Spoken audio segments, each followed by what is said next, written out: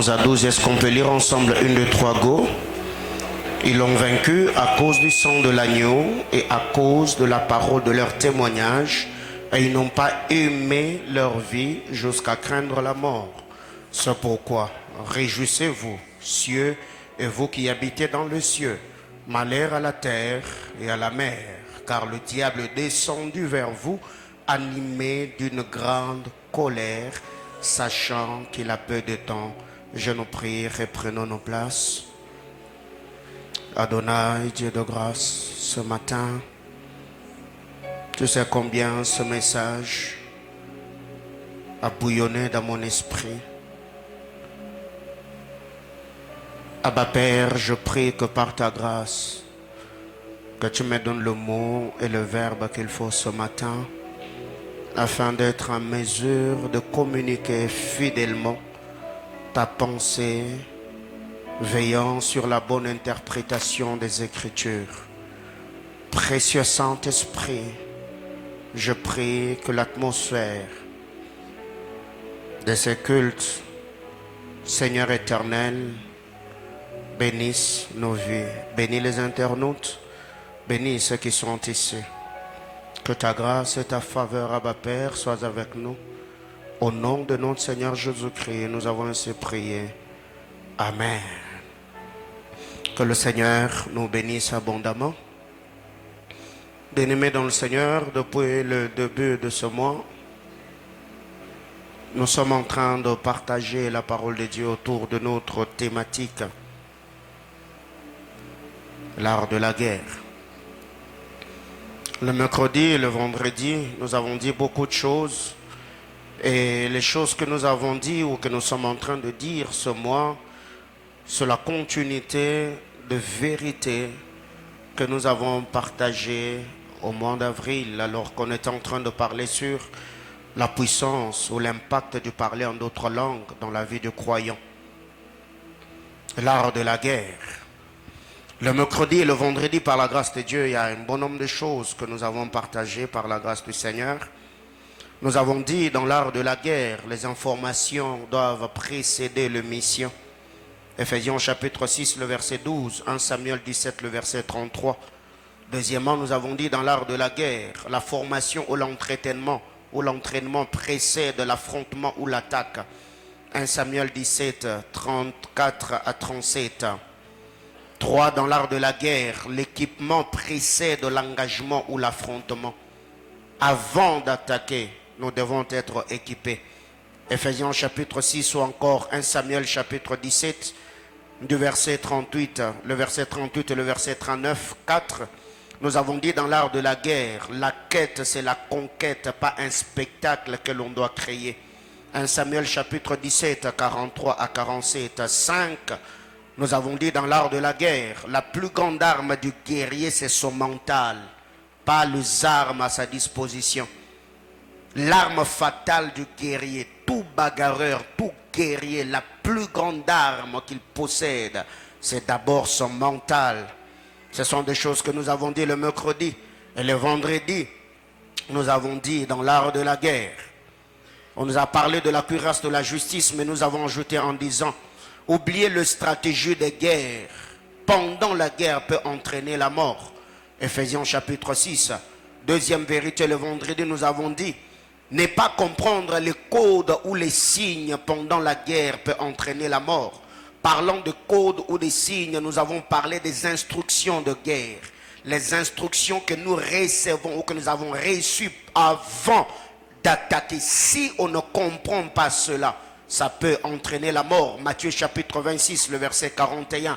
C'était une guerre à Gethsemane. Jésus les a dit, veillez et priez afin de ne pas tomber dans la tentation.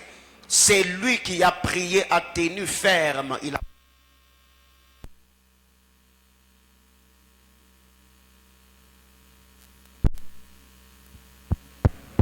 a tenu ferme jusqu'à la croix. Mais ceux qui avaient oublié ou qui n'avaient pas respecté les instructions données par le Seigneur, vous connaissez la suite. Pierre a régné Jésus et les autres ont pris la fuite. Nous avons également dit, sur les champs de bataille, nous pouvons être exposés aux balles perdues. 1 Roi chapitre 22, le verset 34. Alors qu'est-ce qui arrive? C'est que nous devons retenir ce matin par la grâce de Dieu, en lisant la parole du Seigneur dans les livres d'Apocalypse chapitre 12, le verset 11 et le verset 12. Cette portion d'écriture a dérangé mon esprit toute la nuit jusqu'à 1 h du matin, alors que j'étais en train de travailler, de prier, cherchant l'onction du Seigneur pour le culte de ce matin. Bien-aimés dans le Seigneur, en lisant la parole de Dieu, ici vous devez comprendre une chose, que dans l'art de la guerre, il faut connaître les armes de base qui te sont fournies pour bien s'en servir. Il faut connaître les armes de base. Car avoir le stratégie sans les armes, les stratégies seront inefficaces. Mais si tu as aussi des armes sans stratégie, tu n'arriveras pas à être un conquérant. Il y a plusieurs personnes, on parle de l'art de la guerre, ils ont eu des armes mais sans stratégie. Parce que nous avons dit, qu'en lisant la parole de Dieu, le mot stratégie, ou quand la Bible déclare, nous n'avons pas à lutter contre la chair et le sang, mais contre les dominations, les autorités, les principautés. Le mot lutter là a également une même valeur, une même source grecque avec le mot stratos. Stratos qui veut dire stratégie. Donc nous ne sommes pas d'abord dans une guerre physique, une lutte physique, mais nous sommes dans une guerre de stratégie. Et le diable utilise et amplifie ce stratagème. Il met sur pied le stratégie. Il a des machinations jour après jour. Quand vous lisez même la parole de Dieu dans Matthieu chapitre 4 ou Luc chapitre 4, il n'a pas tenté Jésus en lui demandant seulement de changer le pierre en pain. Il n'a pas seulement proposé la gloire à Jésus. Il n'a pas seulement dit à Jésus de l'adorer. Donc toutes les fois où le Seigneur surmontait une tentation, le diable changeait de stratégie et il proposait une autre tentation. Gloire soit rendue à Dieu que le bien-aimé Sauveur a tenu ferme jusqu'à ce que le diable s'est retiré de lui, attendant le moment opportun. C'est que la première des choses, nous devons d'abord savoir ou connaître les armes de base que nous devons nous en servir dans cette bataille. Et ensuite, nous devons à ces armes de base ajouter de stratégie. En lisant la parole de Dieu, il est écrit, ils l'ont vaincu à cause du sang. 1. Et à cause de la parole de leur témoignage. 2. Deux armes importantes qui nous est présentées dans Apocalypse chapitre 12. Première arme, c'est le sang de l'agneau. Deuxième arme, c'est la parole de leur témoignage. Bien-aimés dans le Seigneur, ce que nous devons retenir ici, c'est qu'ici, la Bible déclare, ils l'ont vaincu à cause du sang de l'agneau. Et là, nous comprenons que la mort de Christ brise l'asservissement et nous donne la victoire. Le sang de Christ a brisé l'asservissement, la servitude. Et c'est par le sang que nous avons la victoire. Bien-aimés dans le Seigneur, ici, il n'y a pas de sang. Sans pour autant que la bête ou l'animal soit immolé. Bien-aimés dans le Seigneur, en lisant la parole de Dieu, aussi longtemps que l'animal ou la bête n'avait pas été égorgé par le sacrificateur, et que le sacrificateur n'avait pas amené ses sangs dans le sang de sang, il ne pouvait pas avoir l'expiation du péché ou le pardon du péché. C'est que la bête devait être égorgée. La bête devait devenir une bête sacrificielle. Cette bête sacrificielle devait devenir un animal de substitution. Et quand vous lisez la parole de Dieu, c'est ce qui s'est passé même à Morija. C'est Isaac qui devait mourir, mais le Seigneur a donné l'instruction à Abraham qu'il prenne le bélier. Le bélier est devenu le substitut d'Isaac. Isaac a eu la vie sauve et la mort qu'Isaac méritait, cette mort est tombée sur le bélier et le bélier a perdu la vie. Ici, parlons du sang. Jésus-Christ a payé le prix de sa vie. Et quand vous lisez la parole de Dieu, la Bible déclare, la vie de l'animal est dans son sang. C'est dans le sang qu'il y a la vie. Ils l'ont vaincu à cause du sang de l'agneau. Le sang de Jésus-Christ brise la malédiction. Le sang de Jésus-Christ nous donne la victoire. Le sang de Jésus-Christ ôte le mauvais sort, brise le cercle vicieux et nous donne une vie au standard élevé. Parce que quand vous lisez la parole de Dieu dans l'histoire de Exode chapitre 12, vous allez vous rendre compte, c'est la mort de l'agneau pascal qui a donné la liberté aux enfants d'Israël. Toutes les fois où Moïse venait avec des instructions, Dieu a dit, Dieu a dit, Dieu a dit, Israël croupissait toujours. Pharaon était le plus fort, jusqu'à ce que Dieu ait sorti de sa gibecière sa joker. La dernière carte, quand le Seigneur a dit à Moïse, tuez l'animal prophétique, tuez l'agneau pascal et mettez le sang. Aussi longtemps qu'il n'y avait pas le sang sur leur linteau, les enfants d'Israël croupissaient toujours. Mais l'ange de la mort les a épargnés de la mort et les a amenés à servir ou avoir la domination sur les Égyptiens. C'est quand le sang de l'animal a été placé sur les linteaux. Bien-aimés dans le Seigneur, suivez-moi très bien ce matin. Le sang a épargné les enfants d'Israël de la mort, a exposé les Égyptiens. Le premier-né des Égyptiens ont perdu la vie, alors qu'Israël, qui était devenu le premier de Dieu, a eu la vie sauve. Ils ont reçu la supériorité. Et qui étaient dominés, Dieu les a permis de devenir supérieurs aux Égyptiens. Et là, ce n'était pas seulement une guerre ou une bataille de puissance, mais c'était une bataille des esprits. C'était une bataille de stratégie. Parce que quand ils sont venus, Dieu a envoyé Moïse avec Aaron, son frère, et le bâton de Dieu, la verge de Dieu. Et quand Moïse arrive, ils ont commencé d'abord une guerre de puissance, une guerre d'esprit. La Bible déclare, Moïse a jeté le bâton est devenu un serpent. Et quand Pharaon regarde, il dit, monsieur, ce n'est pas ça qui a à m'intimider. Il a appelé Janès et Jambres, les deux magiciens, c'est l'apôtre Paul qui nous l'explique. Pharaon a appelé Janès et Jambres. Et Janès et Jambres prirent également leur bâton. Ils lancèrent. Et les bâtons de Janès et Jambres devinrent des serpents. Et la Bible déclare, le serpent de Moïse avalèrent leur serpent. Dieu a commencé d'abord à dépouiller les deux magiciens qui soutenaient le trône de Pharaon. Et quand le serpent a englouti ses puissances, la Bible déclare, Israël a commencé à malmener les Égyptiens.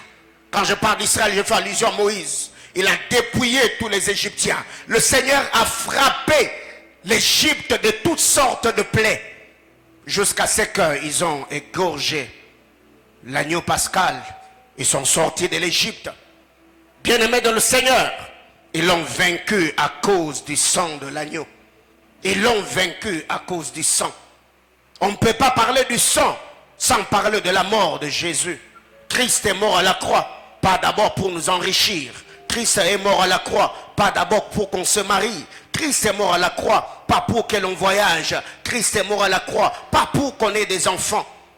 Il est mort à la croix pour nous racheter de la loi du péché et de la mort. Christ est mort à la croix afin de briser les murs d'inimitié qui existaient entre nous et Dieu. Christ est mort à la croix afin de ramener l'homme dans une parfaite communion avec le Seigneur. La mort de Jésus sur le bois de la croix. Deuxième arme, Jean nous parle de la parole de leur témoignage. Ils l'ont vaincu à cause du sang.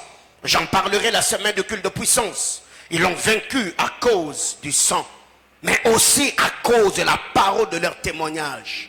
La parole dont il est question ici, c'est l'évangile de Jésus-Christ. C'est la parole de Dieu. Ils sont restés fermes en prêchant la parole. Ils ont témoigné que Jésus qu'ils avaient crucifié était le Christ.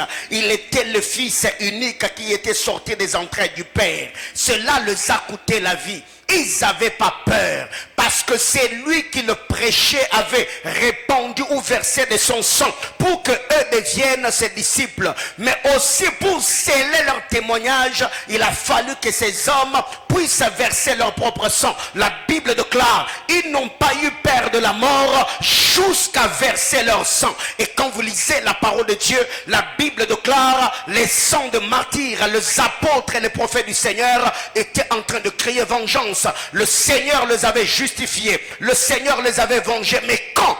Parce qu'ils ont témoigné. Après avoir témoigné que Jésus-Christ était Dieu, Jésus-Christ était le Sauveur, Jésus-Christ était le Messie, Jésus-Christ était de la postérité de David. Ces hommes ont scellé les témoignages de la parole par leur sang. Bien-aimés dans le Seigneur, ce qui est étonnant aujourd'hui, c'est de voir nous qui s'appelons de l'église affinitive. Nous sommes tellement attachés aux choses de la terre, nous sommes devenus tellement terrestres que la mentalité de l'éternité, nous l'avons perdue. Regardez les séminaires que nous tenons, regardez les prières que nous faisons, regardez même les retraites que nous organisons.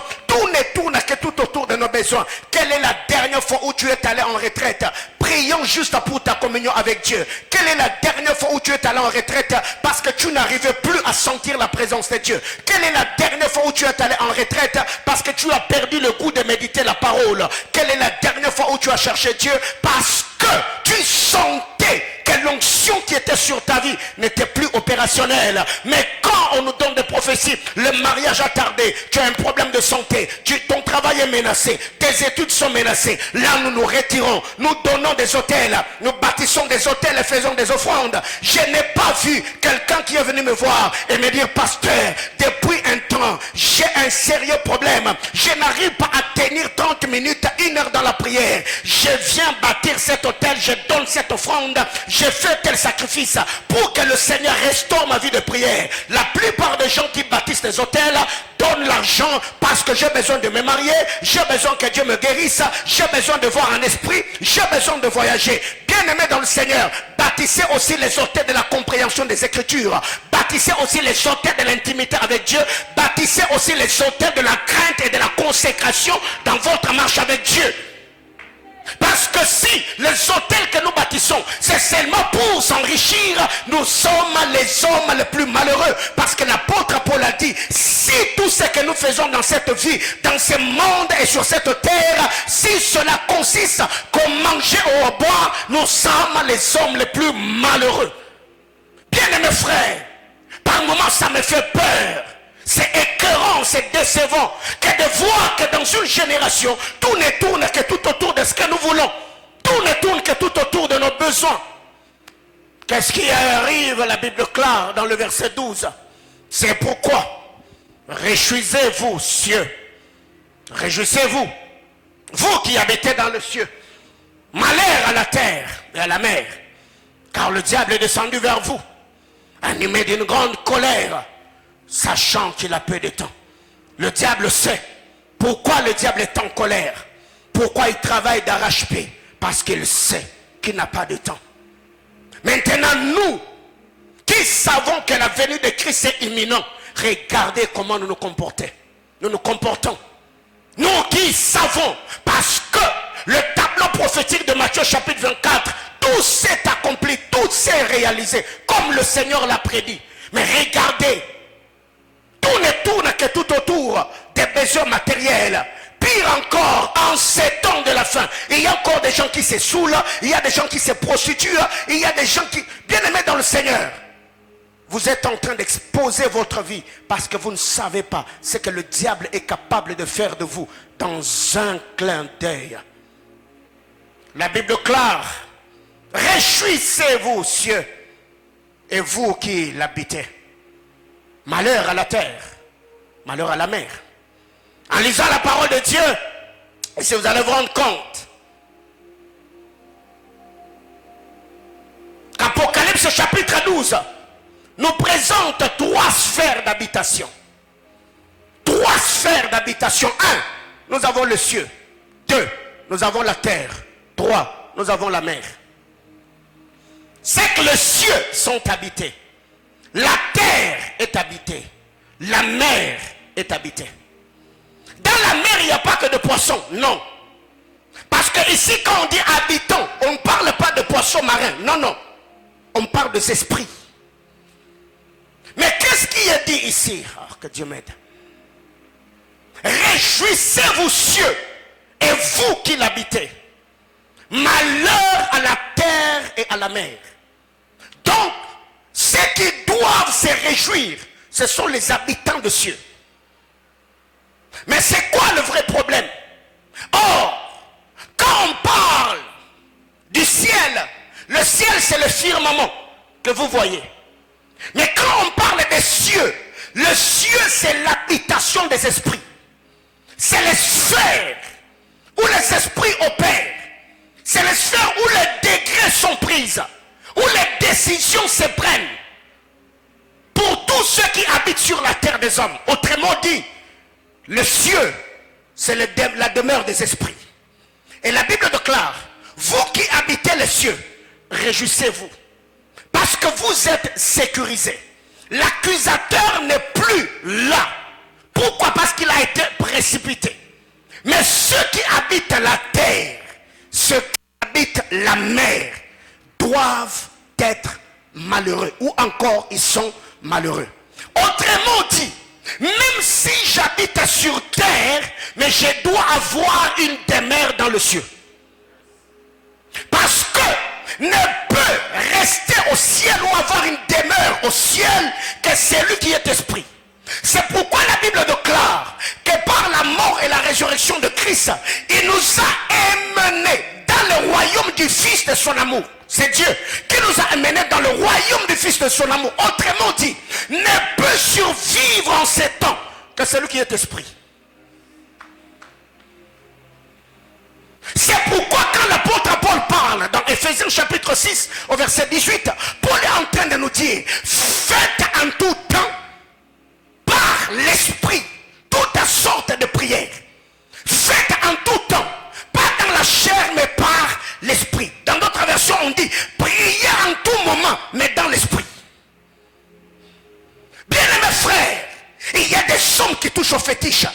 L'occultisme, la sorcellerie, la maïkarie et tout ce qui va avec, c'est en train de se multiplier. Voyez même l'islam, ils sont en train de conquérir, ils sont en train de s'imposer. Alors nous qui sommes censés être de plus en plus spirituels, c'est les hommes des églises qui pêchent, qui se prostituent, qui boivent, qui mentent. Et vous pensez que vous aurez une vie au standard élevé avec la vie de prière que vous avez en ce temps-ci. Frère, vous êtes en train de vous tromper. Réjouissez-vous cieux, habitants de la terre, et ceux qui l'habitent, mais malheur à la terre, à la mer. Bien-aimés frères, la terre, quand on compte les habitants de la terre, nous sommes à combien? Combien? 7 milliards. Et quand on compte les êtres qui sont dans le ciel, ils sont combien? Des milliers. Alors, ceux qui sont dans le ciel sont comptés. Ceux qui sont sur la terre sont comptés. Alors, donnez-moi le nombre de ceux qui sont dans la mer. Bien-aimés frères, quand dans cette église ou dans cette juridiction, disons que la vie est spirituelle, ce n'est pas un slogan. En ces temps-ci, frère, pour avoir une vie au standard élevé, il faut être un esprit. Qu'est-ce que j'appelle être un esprit? C'est être spirituel. Il ne faut pas, parce que ce que vous voyez, ce n'est pas ce qu'il y a. Quelqu'un me comprend? Ce que vous voyez autour de vous, ce n'est pas ce qu'il y a. Ce que vous voyez autour de vous, ce n'est pas ce qui existe. Lisez les livres des hommes qui ont des expériences avec Dieu. Suivez le témoignage des hommes qui ont été ravis dans le ciel. Vous finirez par comprendre que le diable travaille jour et nuit. Il y a des gens par moment, quand vous voyez des hommes qui vous courent derrière, on te dit, ma soeur tu es beau, mon frère tu es beau, tu es belle, mon frère tu es beau, tu es ceci. Toi tu penses que tu es une star. Non, non. C'est un parfum spirituel qu'on a libéré dans le monde des esprits. Parce que dans le monde des esprits, le hasard n'existe pas. Tout ce qui arrive sur la terre des hommes, ce sont des degrés. Provoqués soit par celui qui est sur terre, provoqués soit par le degré de ceux qui vivent dans le ciel. Ça veut dire les anges ou les entités qui opèrent dans notre royaume. Ça veut dire le royaume de Dieu, le royaume de la lumière, ou encore provoqués par les agents du monde de ténèbres. Le hasard, c'est les hommes qui parlent du hasard. Mais tout homme spirituel comprend que tout ce qui arrive, ce sont des degrés. Alors toi, depuis un temps, tu vois des filles qui te courent derrière, il y a des filles qui te... Et tu penses que tu es... Oh frère, ta vie est en insécurité. Quelqu'un comprend de quoi je parle? Parce que quand le diable vient atteindre un homme sur terre, tout se décide là-haut. C'est quand vous lisez la parole de Dieu dans 1 Roi chapitre 22. Akab et tout le prophète qui était dans la cour du roi n'avaient pas pris part au conseil de Dieu. Alors que dans le ciel ou dans le conseil de Dieu, il y avait des degrés qui ont été pris. Un esprit de mensonge s'est pointé devant le trône de Dieu. Il a dit, moi je vais sortir. Je séduirai les prophètes d'Akab. Ils vont le mentir pour qu'il aille à la guerre et qu'il soit tué. Quand c'est arrivé, la flèche qui a touché Akab, on l'a appelée la flèche du hasard. Mais ce n'était pas hasardeux. C'était des degrés. Le ciel avait déjà décidé. Non, j'ai pris ce matin que le Seigneur puisse aider un frère et une soeur à comprendre que les choses négatives qui arrivent, ça ne t'arrive pas de manière hasardeuse. Si ça t'est arrivé hasardement, j'ai pris que le Seigneur puisse ouvrir ton esprit, que tu provoques des choses positives par l'engagement des batailles spirituelles. Et si tu ne seras pas à mesure ce matin, je viens appuyer sur le bouton détonateur de ta destinée. Que le plan éternel de Dieu s'accomplisse sur ta vie au nom puissant de Jésus. Alors qu'est-ce qui arrive? Dans le conseil de Dieu, un esprit sort, il entre. Akab avait combien de prophètes dans la cour? Tous sous l'inspiration de l'esprit du mensonge. Ils ont dit, monte, remonte à Galade, tu auras du succès. Monte. Bien aimé frère, le hasard n'existe pas. Quand tu vois que dans ta vie, tu vas d'événements malheureux, fâcheux, malheureux, frère, réveille-toi. Car le type ou l'odeur du parfum qui est libéré sur ta vie dans le monde spirituel, c'est cette odeur-là que les hommes vont capter sur terre. Dans le monde des esprits, l'odeur, le parfum qui avait été libéré sur la vie de Job, c'était l'accusation. Le diable l'a accusé au ciel. Et quand l'odeur, les amis de Job arrivent, c'est l'odeur du parfum qui avait été libéré au ciel que les amis de Job ont capté, ont senti sur terre. Ils ont commencé à accuser Job. Quand tu vas au boulot, tu as des menaces de gauche à droite. Dis-toi que ces gars-là, c'est pas parce qu'ils t'aiment pas. C'est que dans le ciel, il y a un parfum. Des chômages qu'on a déjà libérés sur ta vie, des licenciements qu'on a libérés. Mais le problème par moment, nous nous attaquons aux hommes visibles sans pourtant d'abord fragiliser toute entité qui s'est levée contre notre vie financière. C'est ça le grand problème avec nous. Moi, quand je vois un homme sur terre m'attaquer, bien mes frères, avant d'abord de répliquer à l'homme, je cherche d'abord à neutraliser l'esprit qui l'anime. Ainsi, si l'esprit qui l'anime est fragilisé, je peux avoir la victoire sur l'homme qui me tient tête. C'est comme ça que ça se passe. Alors qu'est-ce qui arrive? La Bible déclare, vous qui habitez les cieux, réjouissez-vous. Mais malheur à ceux qui habitent la terre et la mer. Je ne suis pas venu parler de la mer, je parle de la terre. Bien aimé, si en ces temps, en vivant dans ce siècle, tu es terrestre, tu vas te lamenter. Tu auras le visage larmoyant. Tu auras des pressions et des secousses. Comment expliquer que ces garçons avaient un avenir radieux devant lui? D'un coup, tout a basculé. Tout ce que tu avais, tu as perdu. Et tu te rends compte, même la vie de prière, tu l'as plus. Et toi, tu continues. Non, non, non, non, mon frère, ma soeur, lève-toi, réclame le recadrage de ta destinée. Dis à Dieu, Seigneur, je veux que ma destinée soit ralignée comme au jour d'autrefois. Car ne pense pas que les choses vont continuer si tu continues, vont s'améliorer si tu continues à vivre comme tu vis. Eh bien, il faut t'élever. Il faut dire non, non, non, non, non, non. Les choses ont été désorientées quand j'ai commencé à voir tel et tel autre type de vie. Alors maintenant, je me lève dans la prière. Il faut que ça change. Donc, ne peut se réjouir sur la terre que celui qui a une habitation au ciel. Parce que nous avons des mondes. Ma vie n'est pas ce que vous voyez. Non. Le corps est ici pour accomplir les desseins de Dieu. Mais ma vraie vie est dans le lieu céleste, caché en Christ et Jésus, donc dans le ciel. Donc sur terre, je peux avoir une vie au standard élevé. Parce que ce qui se passe sur terre ne me concerne pas. Pourquoi ça ne me concerne pas? Parce que moi je ne suis pas terrestre. Moi je suis céleste. Ma vie est en Christ et Jésus. Bien aimés frères, c'est pour cette raison, si un ambassadeur américain est au Congo, que vous ayez un problème de crise économique, lui ça ne l'intéresse pas. Il n'est pas frappé par votre crise. Lui, c'est son gouvernement. C'est le pays qu'il a affecté chez vous qui prend soin de lui. Ce qui fait que sur terre, les gens peuvent pleurer crise. Mais ma vie ne dépend pas du terrestre, mais ma vie dépend du céleste.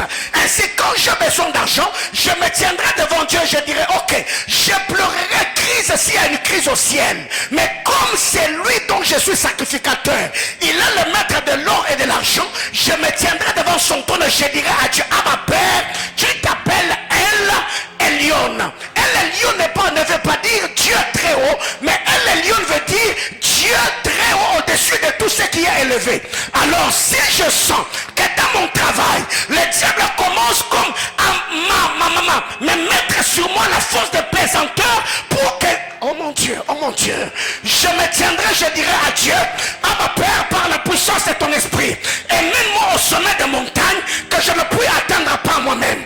Que ta main me tienne et que tu me places au sommet des cimes de collines éternelles. Bien-aimés frères, je ne peux pas faire alliance avec Satan. Je ne le ferai jamais. Car le diable, si tu traites alliance avec lui, c'est pour un temps. Mais après toi, dis-toi que c'est toute ta postérité qui va subir. Judas a mis le bâton dans la main de Tamar. Il a couché avec Tamar une seule fois. Mais cela a coûté 10 générations à la postérité de Judas, jusqu'à ce que David monte sur le trône. J'ai dit bien 10 générations. Bien aimé, l'acte sexuel n'est pas un acte sexuel. C'est un échange de grâce et de sémences. Je ferme la parenthèse. Alors il y a des gens, bien aimé, oh non, j'ai pris ce matin que le Seigneur puisse te faire sentir ce que je sens dans mon esprit ce matin, afin qu'en sortant de ces cultes, que tu puisses rétablir les choses et que tu te dises, ça n'est assez, il faut que je me réveille et que je m'engage pour sauvegarder ma destinée et la vie de ma postérité. 10 générations. Alors maintenant toi tu penses que c'est juste un plaisir qui va te prendre quelques petites minutes. Non, non, non, non, non, non. C'est toute une postérité que tu es en train de vendre. La Bible déclare, quand Abraham paya la dîme, Lévi paya avec lui. Lévi était la 40e génération. 4e. Dans Abraham, il y avait Isaac. Dans Isaac, il y avait Jacob. Dans Jacob, il y avait Judas. Plus Abraham lui-même, 4 générations. C'est que quand tu vas avec cette fille, non, non, ne pense pas qu'à toi. Parce que quiconque se livre dans le péché, ou quand on se livre à la vie du péché, c'est un égoïste. Quand tu te mets à pécher, tu es égoïste. Tu penses qu'à toi, ton plaisir, ton bonheur. Tu as oublié tes enfants, tu as oublié ta femme. Même toi qui es célibataire, il y a des gens qui dépendent de toi. Imaginez-vous si Joseph avait couché ou était tombé avec la femme de Potiphar. Quel allait devenir le sort d'Israël? Soyez sérieux, surtout en ces temps où nous sommes. Parce que, je ne sais pas pourquoi mon esprit tarde là-dessus. Tu ne sais pas. Il y a des gens aujourd'hui qui sont entrés dans vos vies. Il y a de relations travaillées. Qui compte ça? Il y a de relations travaillées. Peut-être au boulot, cette fille-là est venue 1, 2, 3, 4 fois. Peut-être au bureau, peut-être à l'église, voire même à l'université. Elle t'a vu. Et tu l'as plu. Mais elle sait que humainement parlant, physiquement parlant, elle ne peut pas t'avoir. Elle va travailler ça. Elle va peut-être voir un magicien, un féticheur, un marabout. Elle prend peut-être un parfum, elle prend peut-être une poudre. Bien aimé, l'utilisation des objets est importante dans le sacerdoce. Même le diable a compris cela. Il y a des gens aujourd'hui, quand il va toucher au fétiche, j'en parlerai la semaine, on lui donne le parfum. Dès qu'il met le parfum n'est pas un parfum. Le parfum est un point de contact entre celui qui l'a utilisé et les esprits qui doivent l'accompagner. C'est ainsi que cet homme peut arriver quelque part dans votre bureau, il vous terrorise, il signe des gros contrats. Pourquoi? Parce que le parfum qu'il met attire, invite les esprits afin que cela puisse s'ajouter à lui et travailler pour son bien-être. Alors toi qui es spirituel en ces temps, frère, tu peux être dans une saison, Dieu te dit prends l'eau, et prie pour l'eau, bois l'eau. Frère, il faut être spirituel. Quelqu'un comprend de quoi je parle? Il faut être comment? Spirituel. Même pour que la femme à la perte de sang soit guérie, il a fallu qu'elle soit en contact avec le pan de la robe de Jésus. Pour que l'aveugle soit guérie, il a fallu que la salive de Christ soit en contact avec la boue et la boue puisse toucher les yeux de cet homme.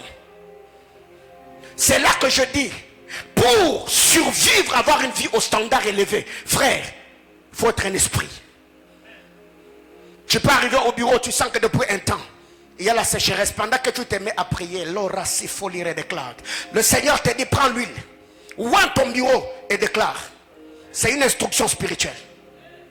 Tu peux être là où tu es en train de vendre. Tu sens que plusieurs personnes à tes côtés sont en train d'émerger. Toi, ça bloque. Dieu te dit, arrive au bureau. Prends seulement, peut-être, je ne sais pas, un article. Prends l'huile, mets-la. Déclare. Et prends cet article-là, donne à un orphelin. Tu le donnes.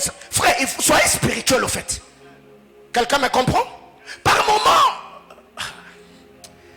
Fermons la parenthèse.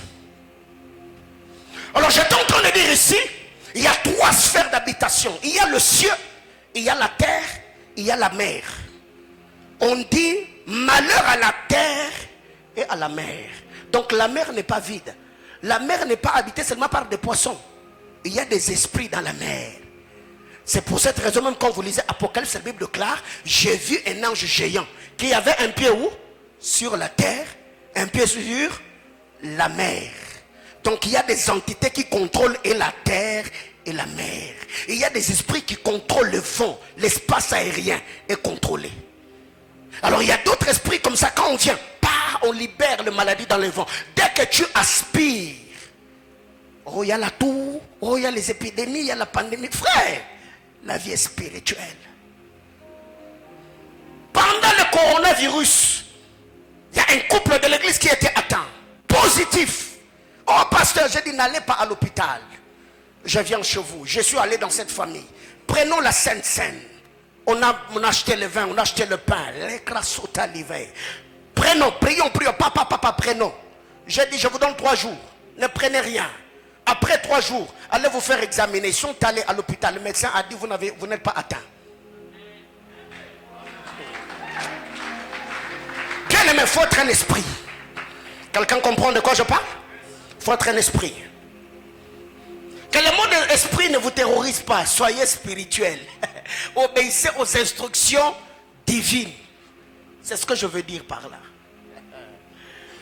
Ok. Ceux qui vivent sur terre sont malheureux, mais ceux qui vivent dans les cieux sont heureux. Alors ma prière élevée de mon cœur est qu'il y ait un téléchargement spirituel ce matin. Que ta vie reçoive un téléchargement d'accomplissement de toutes les promesses que le Seigneur a faites à Abraham, à Isaac et à Israël. Je prie que la main du puissant de Jacob te prenne là où tu es et te place au cime des collines éternelles.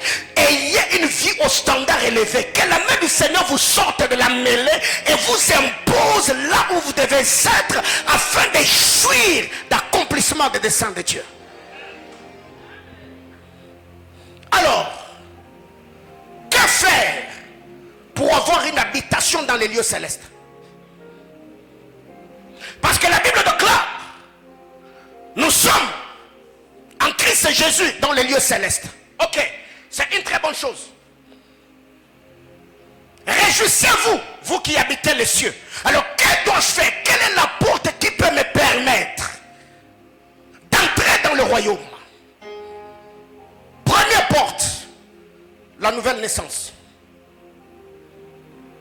ton voisin la nouvelle naissance? Alors, si la personne qui est à tes côtés est plus âgée que toi, il ne faut pas oser lui poser la question. Alors, si la personne qui est à tes côtés, tu sens quand même que ça va, pose-lui la question, es-tu né de nouveau? Si c'est un papa ou une maman, donc il faut te calmer. Alléluia. Es-tu né de nouveau ou tu fréquentes juste une église? Ce qui fait que même ceux qui descendent sur le terrain pour gagner les âmes, au lieu de poser la question à quelqu'un, as-tu déjà reçu Jésus comme Seigneur et Sauveur, on pose la question, tu pries où? Prier où n'est pas synonyme d'avoir reçu Jésus. Bien aimés frères, et je l'ai dit le mois passé, que parler en d'autres langues n'est pas un signe de la nouvelle naissance. Non, car aujourd'hui il y a des parlants en d'autres langues préfabriqués, comme les maisons de Jamal. Et quand tu arrives, tu poses la question à quelqu'un, as-tu déjà reçu Jésus comme Seigneur et Sauveur? Au lieu de dire oui ou non, la personne te dit, Lebro, Satalabaya, hey. Non, non, non, non. Est-ce que tu as déjà reçu Jésus comme Seigneur et Sauveur? As-tu déjà expérimenté les miracles de la nouvelle naissance? Ce qui fait qu'aujourd'hui, nous avons des gens qui viennent dans nos églises, des gens qui chantent dans des chorales, des gens qui sont à l'intercession, des gens qui soutiennent même Dieu avec leur argent, mais ce sont des païens. Ce sont seulement des gens qui ont reçu une bonne éducation et ils aiment les choses de l'église, mais ils n'ont pas la vie de l'église. Ce qui fait qu'aujourd'hui, nous nous contentons d'avoir des numéros de prophètes, des pasteurs, des apôtres. Nous courons derrière les hommes de Dieu, mais nous n'avons pas une parfaite communion avec le Seigneur. Quelqu'un peut entrer dans ton bureau, il te prend 25, 35 minutes, voire même une heure de temps pour te raconter sa vie. Mais il n'a même pas 10 minutes pour fléchir les genoux et prier le Seigneur afin que Dieu intervienne. Parce que si tu viens me raconter ta vie, eh ben, moi je vais te donner des conseils et je te dirai, laisse-moi le temps de prier. Donc, si tu sais déjà que la prière est la solution au problème, au lieu d'aller vers les gens, va directement vers Dieu, c'est simple. Es-tu né de nouveau? Plusieurs personnes sont comme Nicodème. Jean chapitre 3. Plusieurs sont comme Nicodème. Docteur de la loi, mais oubliant les choses élémentaires. Ce que l'apôtre Paul appelle les rudiments de la vie chrétienne. Jean chapitre 3. Nicodème ne connaissait pas ce que c'est naître de nouveau. Il pose la question à Jésus. Maintenant, moi qui suis vieux, mais Nicodème, tu es docteur de la loi. Tu es un rabbin. Tu es celui qui enseigne la Torah. Comment est-ce que tu ne connais pas ces choses? Bien aimé frère, l'ancienneté dans une église n'est pas synonyme de connaître le Seigneur. Tu peux être dans cette église depuis que Manaïm a ouvert ses portes, alors que jusque-là, ta lèpre n'est pas purifiée. Naaman était général, mais lépreux.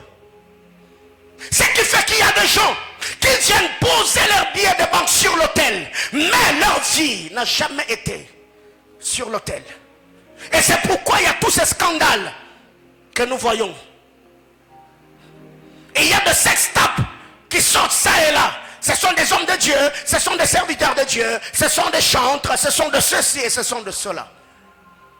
Bien-aimés frères, craignez Jésus-Christ, parce que chasser les démons, ce n'est pas quelque chose qui est à la mode, à renverser les autels, coupons les liens. Oui, vous coupez les liens, mais avec quelle autorité? Quel type de vie? Jésus a dit, Satan ne peut pas chasser Satan, car une maison qui est divisée ne peut pas subsister.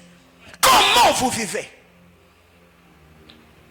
Chers frères, chers mariés, êtes-vous fidèles à vos épouses? Est-ce que vous craignez Dieu dans vos couples? Est-ce que tu aimes encore ta femme? Est-ce que tu prends soin de ta maison? Bien-aimés frères, il y a des choses que nous devons comprendre. Parce qu'à un moment dans la vie, si les choses ne sont plus prêchées dans l'église, on aura un rassemblement de frères et sœurs sans Dieu au milieu. Car aujourd'hui, l'adultère, l'impudicité, on tolère, on accepte ça. Ça peut passer à condition que ton argent, frère, Dieu n'est pas pauvre. Dieu n'est pas pauvre. Même si aujourd'hui on refusait parce qu'on m'a prêché la crainte de Dieu, je ne donnerai plus l'argent. Le Seigneur est tellement riche pour prendre soin de son œuvre. Ce qui fait que très généralement, il y a beaucoup de gens qui sont partenaires des hommes de Dieu. Ils vivent dans le péché. Et le pasteur ne sait plus dire certaines choses parce qu'il sera frustré, il va partir. Non, ce n'est pas toi qui m'as appelé au ministère. Même si tu partais, Dieu est capable de me donner quelqu'un d'autre qui va continuer à soutenir son œuvre. Bien-aimés frères, dans cette église, on n'a pas d'abord besoin de votre argent. On a besoin de votre vie d'abord. Ouais, ouais. C'est pourquoi je l'ai toujours dit. Si tu gagnes ta vie malhonnêtement, c'est un mari d'autrui qui fait souffrir sa femme. L'argent de sa maison, l'argent de sa famille, c'est cet argent qu'il te donne. Ne viens pas payer ta dîme ici. Arrange d'abord avec Dieu. Parce qu'il y a des femmes qui pleurent alors que toi tu es dans les loyers avec le mari d'autrui. Et cette femme-là à la maison, elle est à genoux. Elle verse le larme, elle gémit. Et toi, tu manges l'argent de cet homme-là. Ma soeur, c'est une malédiction que tu es en train d'attirer sur ta vie. Je le dis, c'est une malédiction que tu attires sur ta vie. Alors qu'est-ce qui arrive? Non, il ne faut pas, je ne dirais pas, parce qu'ils vont partir. Même Jésus, il avait 70. Il a dit, si vous ne mangez pas ma chair et ne buvez pas mon sang, vous n'êtes pas digne de moi. 58 sont partis, ils sont restés à 12. Mais au lieu même de supplier les 12 là, Jésus lui dit, mais vos collègues sont partis et vous là, vous faites quoi ici? Et Pierre dit, à qui irions-nous?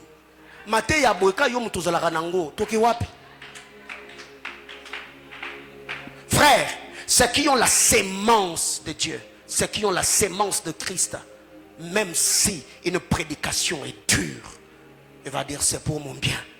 Frère, quand tu as la malaria, n'est-ce pas, tu prends la quinine? N'est-ce pas, tu prends la quinine? Et la quinine fait beau? Non. Ça te fait des... Mais tu les prends quand même, tu les supportes parce que tu veux guérir. Oyo, la quinine. Quinine, frère. Quinine. Quinine. Si, même ce que je suis en train de dire là, Obetangboy, et Okota, Oyokiango, pour dire au Cheboy, pour Eningisio, Yango Cheboy. C'est pas pour Cheboy qui est raté, et c'est Zoki. Comme on a toujours dit à Kinshasa, et à Libangaya, à Rocha, c'est que Zayo. J'ai parlé de la nouvelle naissance, il faut naître de nouveau. Bien aimés frères, je ne regretterai jamais ces jours-là où je me suis tenu devant l'autel et j'ai dit, Jésus, je te donne ma vie, pardonne mes péchés, lave-moi de ton sang, inscris mon nom dans les livres de vie. Je suis sauvé, je suis racheté, je suis enfant de Dieu. Donne-moi ton bon esprit. Amen. Plusieurs années jusqu'aujourd'hui, pas de gaffe, pas de scandale. Jusqu'aujourd'hui, je suis là. Cela ne veut pas dire que je suis parfait, mais je suis perfectible. Il y a des choses avec lesquelles, étant humain, je me bats aussi, afin que je sois agréable au Seigneur. Mais il y a des choses que je ne commettrai jamais. C'est la nouvelle naissance. 2, la connaissance de la parole de Dieu. La connaissance de la parole. La connaissance de la parole. Connaissance de la parole. La connaissance de la parole. Comment connaître la parole? 1. La lecture. Qui a un téléphone Android ce matin? Tu as un téléphone Android. Dieu t'a béni. Tu as un téléphone Android. Android, iPhone, et ainsi de suite. Qui a un téléphone portable? Tu as un téléphone portable, manifeste-toi. Je ne vais pas demander. Qui est venu avec sa Bible? Qui a une bloc-notes? Vous voyez, les mains sont en train de... La lecture de la parole. Daniel chapitre 12, le verset 4. La Bible déclare: scelle la prophétie, car le temps viendra, ou plusieurs, les temps viendront, plusieurs la liront, et la connaissance augmentera. Daniel 12, 4. La connaissance de la parole n'augmente pas par la prière. La connaissance de la parole augmente par la lecture. La lecture de la parole. Lisez la parole de Dieu. Frère, moi je me souviens, avant que je commence à prêcher dans notre église, J'avais des nuits de méditation. Je n'allais pas à l'église pour demander à Dieu de voir en esprit, pour que Dieu me donne les noms. Non, non. Je passais des nuits à l'église pour méditer. Et je n'étais pas chômeur, je travaillais. Et je ne travaillais pas seulement, j'étais aussi étudiant. Donc, je passe nuit à l'église, toute une nuit. Je suis debout, en train de lire la parole. Je lis la parole. Frère, nous, on nous a éduqués comme ça. Cette génération, vraiment, on est en insécurité. Parce qu'on nous apprend comment voir un esprit, comment déchiffrer les images prophétiques, la chiffrologie et tous les... Bien-aimés frères, nous, on n'a pas commencé avec ça. C'est ce qui a même donné la force à notre chrétienté. On aimait les Écritures. Lisez la parole de Dieu. Scrutez les saintes Écritures. Plusieurs la liront et la connaissance augmentera. La connaissance ne peut qu'augmenter que par la lecture. Alors il y a plusieurs personnes aujourd'hui qui, au lieu de prier et de lire, elles ne font que lire, lire, lire. C'est pourquoi vous dites même à Dieu des choses que Dieu lui-même s'étonne. Ah, Gabriel, est-ce que moi j'avais dit ça? Oh, Mungu Baba, nikunaomba magharibi leo. La Bible déclare, chantez, c'est prier des fois. Ça c'est toi qui as dit. Quand tu le dis, même Dieu lui-même ça débouche. Et ça aussi j'avais dit. Oh Seigneur, il est dit dans ta parole, tout ce qui est révélé est condamné. Oh, c'est pas dans la Bible. Au Cameroun, c'est pas dans la Bible. Alors que faire? Il faut prier. Le Seigneur a vaincu le diable. Le Seigneur était dans l'attitude de la prière, spirituellement fort, blindé de la parole. Quand Satan arrive, si tu es fils de Dieu, change le pierre en pain. Il avait faim, se regarder, il n'aura pas un pamba. Il est écrit, l'homme ne vivra pas du pain seulement, mais de toute parole qui sort de la bouche de Dieu. Ping-pong à révélation, Satan a tindi qui est soit ici. Parce que Yesu babé choka moko 2. On prend seulement la Bible ici. On enlève Jean 3,16, Matthieu 7,7, Jérémie 33,3. Et quoi d'autre? Moi, ma vérité, on a auto yebi yebi wana. Si seulement on a enlevé ça. Toi, la Bible là, Zamba. Tu ne vas même pas te retrouver. Mais, jusqu'aujourd'hui, la fille qui t'avait brisé le cœur là, son numéro, tu n'as jamais oublié d'elle. Même si vous n'êtes plus ensemble, tu peux réciter. Même si tu ne vas plus l'appeler. 097 30 42 317. Ah, t'es na bengete. Bengete. T'es. Alia yo iPhone na pizza pa kenda. Mais Yesu akenda ate. Yazara wana. Donc, pour comprendre les Écritures, il faut méditer. Une autre chose, c'est la lecture qui produit la compréhension. Parce que lire sans comprendre est une stérilité spirituelle. Le but de la lecture, c'est la compréhension. C'est que quand j'ouvre ma Bible pour la lire, je ne vais pas la lire parce que je manque à faire. Non, non, je vais lire pour comprendre. Parce que l'héritage est dans la lecture et la compréhension. C'est la lecture et la compréhension qui engendre la réclamation. Seigneur, il est dit. Pourquoi il a été dit? Parce que j'ai lu. Pourquoi je réclame ce que j'ai lu? Parce que je l'ai compris. Donc la compréhension. Quand vous lisez la parole de Dieu, Actes des Apôtres chapitre 8, l'histoire de l'unique Éthiopien, à partir du verset 30 au verset 39, il était assis sur son char, il était en train de lire le frère Esaïe, mais il ne comprenait rien. Mais la Bible déclare, quand Philippe est venu, il a aidé cet homme à comprendre ce qu'il lisait. La Bible déclare, tout joyeux, poursuivant son chemin, il louait Dieu. Pourquoi? Il a commencé à louer Dieu parce qu'il a compris. Il a eu la compréhension de ce qu'il lisait. C'est pourquoi nous devons lire. Nous devons lire pour comprendre. Et si tu ne comprends pas, Frère, cherche d'autres personnes. Nous avons des bergers prédicateurs et des bergères dans cette église. Et il y a quelque chose que tu n'as pas compris ou que tu n'as pas compris. Approche la personne. Je suis au bureau pour ça. Pasteur, j'étais en train de lire Jean 3,16. Je n'ai pas encore compris jusqu'au-là les plans du salut. Expliquez-moi. Vous venez toujours. Pasteur. Mais on a quinto moya tout. Minute mbiri.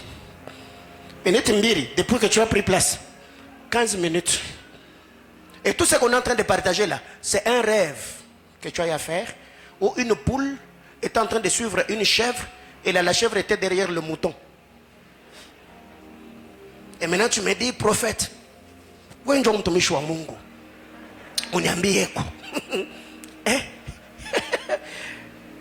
et c'est moi qui t'ai fait rêver là. Va poser la question à Dieu. Tu vois? Pourquoi nous lisons? Pour comprendre. Et c'est la compréhension qui produit des décisions. Daniel 11:32. Ceux du peuple qui connaîtront agiront avec fermeté. Et il y a la lecture. La lecture produit la compréhension. La compréhension va produire les actions. Ceux du peuple qui connaîtront agiront. L'action est produite par la compréhension, l'illumination. Faut comprendre. Bien-aimés frères, j'ai arrêté à pleurnicher, j'ai arrêté à me lamenter les jours où j'ai reçu l'illumination ou la compréhension de la parole de Jésus-Christ. Tout avait changé jusqu'au jour d'aujourd'hui. Je ne me lamente jamais, je ne me plains jamais. Je sais que celui qui a fait la promesse est fidèle. Alors, avant de faire ce que vous faites là, posez-vous la question. Si pendant que vous êtes en train de le faire, Jésus revenait. Parce qu'il n'est pas un voleur comme Jacob. Mais la Bible déclare, lui, va revenir comme un voleur. Voyez-vous? Alors qu'est-ce que nous devons faire? Lisons. Après la lecture, comprenons ce que nous avons lu. Après, agissons en fonction de ce que nous avons compris. 3. Je dis premièrement, c'est naître de nouveau, n'est-ce pas? Deuxièmement, pour avoir une place ou une habitation dans les lieux célestes ou dans les cieux, il faut naître de nouveau. Et la nouvelle naissance ne vient que par l'écoute de la parole de Dieu. Selon Romains chapitre 10. 2, c'est la connaissance ou la compréhension des Écritures. On comprend par la lecture. La lecture produit la compréhension. Et la compréhension va produire les actions. 3, il y a l'obéissance. L'obéissance à la parole. J'ai lu la parole. J'ai compris la parole.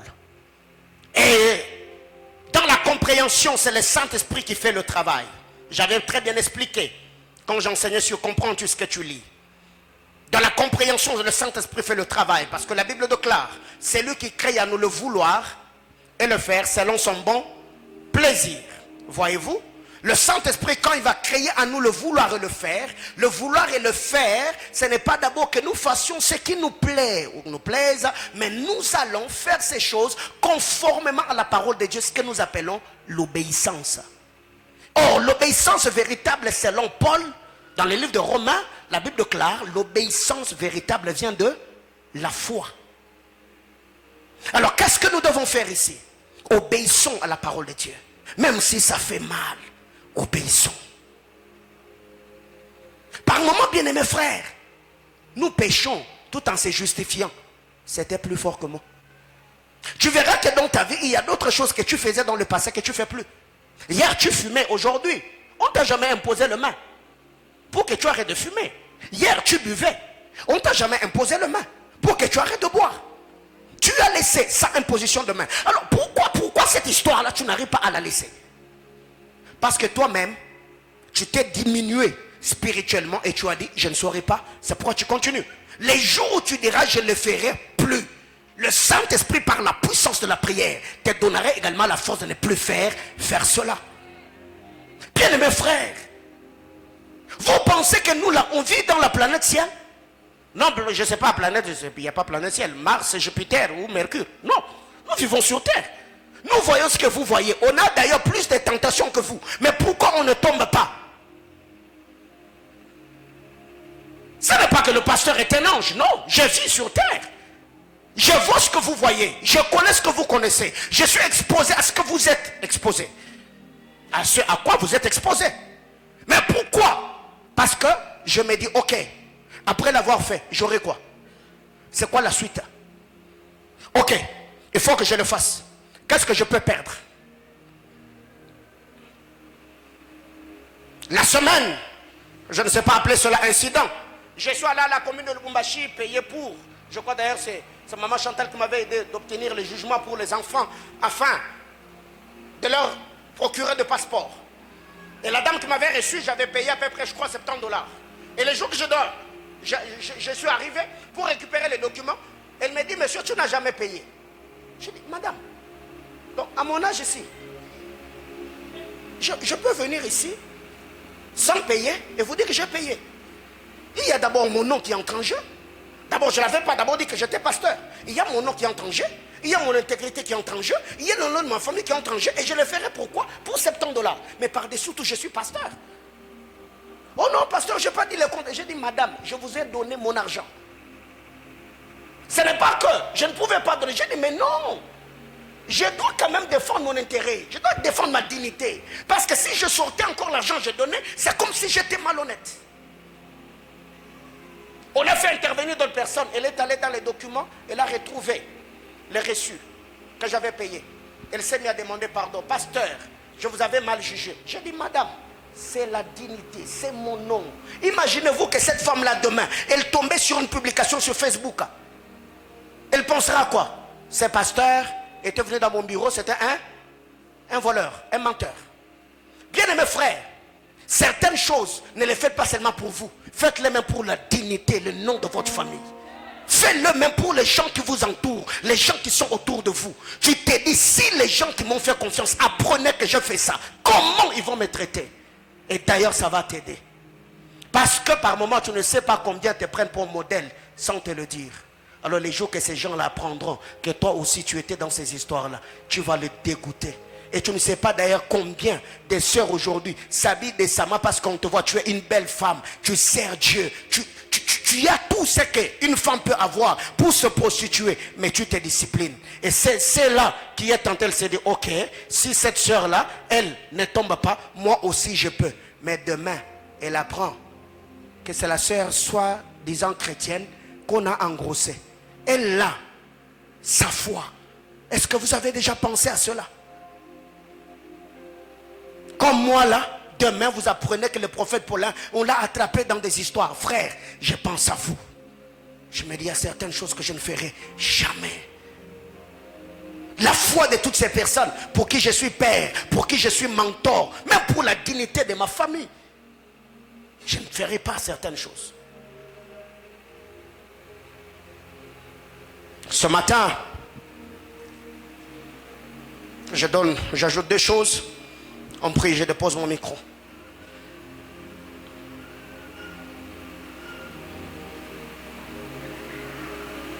Bien aimés frères, la question que je nous pose alors, pourquoi les démons nous résistent-ils?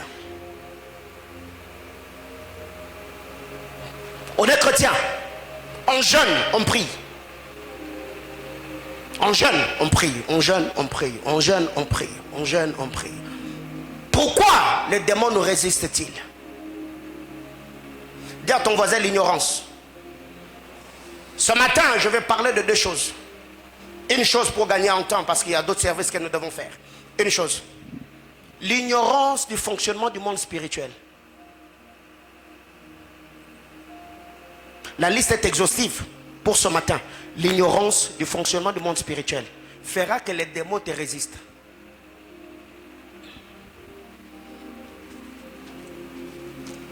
Alléluia. L'ignorance du fonctionnement du monde spirituel fera que le démon te résiste. Acte 19, 13 à 16. Le fils d'Exeva, des exorcistes ambulants, ils ont récupéré un gars qui était possédé. On le met là. Leur père était sacrificateur. Et regarde le gars possédé. Il dit, monsieur, démon, nous te chassons. Au nom de Jésus-Christ, que Paul prêche. Quand le gars entend ça, il se réveille. Il dit, ah, vous avez de problème. Je connais Jésus. Je sais qui est Paul. Ok?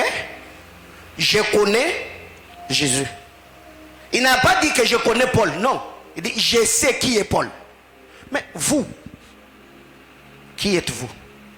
La Bible déclare, il s'empara de ces hommes-là. Il les tabassa et les blessa. Il les déshabilla. Et les gars qui étaient allés pour délivrer, ce sont eux qui se sont fait délivrer par celui qui devait délivrer. Bien-aimés frères, l'ignorance du monde spirituel te met en insécurité. Ça va te choquer. Dans le monde spirituel, les ignorants ne sont pas pardonnés. La spiritualité ne pardonne pas l'ignorance. Je réitère. Les ignorants ne sont pas pardonnés ou favorisés dans le monde spirituel. Les ignorants ne sont pas favorisés dans le monde spirituel. Quand vous lisez la parole de Dieu, la Bible déclare, c'était par ignorance. Samuel arrive et dit à Saül, pourquoi tu as fait cela? Il se justifie et tourne le dos à Saül. La Bible déclare, Saül a tenu Samuel. Pas pour déchirer, ce n'était pas intentionnel. Il était juste en train de le supplier en disant, mon père, ne pars pas.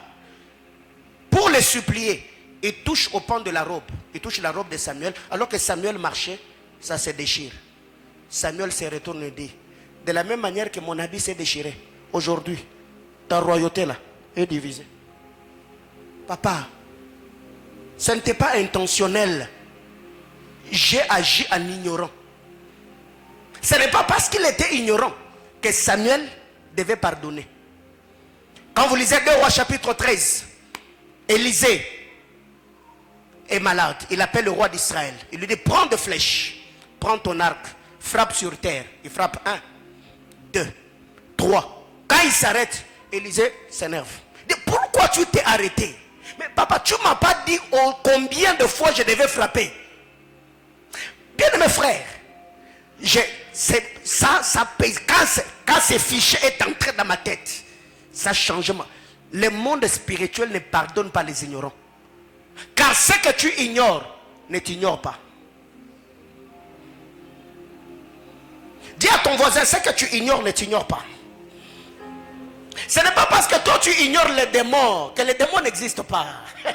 C'est toi qui te forces au fait de les ignorer, mais eux ils sont là. Tu peux prendre de l'alcool pour ignorer ton problème. Quand tu vas sortir de ton ivresse, le problème ne va pas partir avec l'alcool. Tu vas trouver le problème est là. D'ailleurs, si tu es rentré à la maison soir ivre parce que tu as peur de rencontrer le bailleur le matin, c'est lui que tu verras en ouvrant la porte de ta maison. Il est déjà là et c'est lui qui va te saluer. Jambo. Déjà le fait d'être recevoir sa salutation, ça te rappelle déjà que tu lui dois de l'argent. Dis à ton voisin, les ignorants ne sont pas pardonnés dans la spiritualité. Alors il y a des gens qui pensent que la vie aura pitié d'eux parce qu'ils ignorent certaines choses. Non, non. Ce que tu ignores, ce n'est pas le problème des entités qui t'oppressent. Non, non. C'est toi qui n'as pas cherché à connaître. Alors, toute dispensation a toujours été précédée par l'illumination. Qu'est-ce que j'appelle l'illumination ici? Ce que j'appelle l'illumination dans ce contexte, c'est la réception de la pensée de Dieu. Toute dispensation, lisez la parole de Dieu. Avant que Dieu ne fasse quelque chose, le Seigneur envoie sa parole. Je ferai, je ferai, je ferai, je ferai. Si toi tu n'es pas informé de ce que Dieu avait dit, tu vas subir quand ce qu'il a dit arrivera. Quelqu'un comprend de quoi je parle? Toutes les fois où le roi d'Israël péchait, Dieu envoyait le prophète. Est-ce que le prophète s'adressait au peuple? Non, le prophète s'adressait au roi. Et c'est le roi qui devait arranger avec Dieu pour sauver le peuple. Si le roi s'entête, même le peuple qui était ignorant, ils vont subir les degrés de Dieu. C'est que les ignorants ne sont pas favorisés dans la spiritualité. Alors, après ces déclarations, Dieu a appelé à chercher quoi? La connaissance, ou encore là, la compréhension. Que Dieu nous bénisse abondamment.